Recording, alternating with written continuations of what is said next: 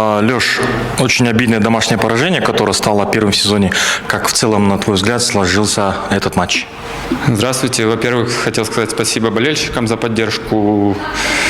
Очень обидное поражение, да. Очень хорошая команда «Барс». Сыгранная, видно, очень опытные игроки. Была тяжелая игра. Первый тайм сложился в нашу пользу. А на второй тайм мы вышли, кажется, не вышли, да.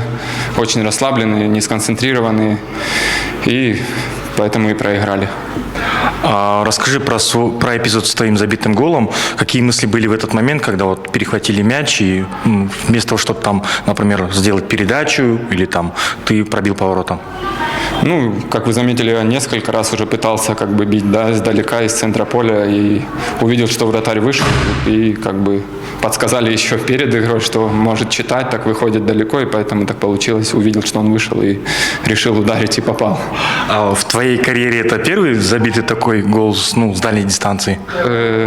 Да, наверное, да, это первый мой гол в карьере. Еще была попытка с Эльбирсом в прошлом году, но там отбил вратарь.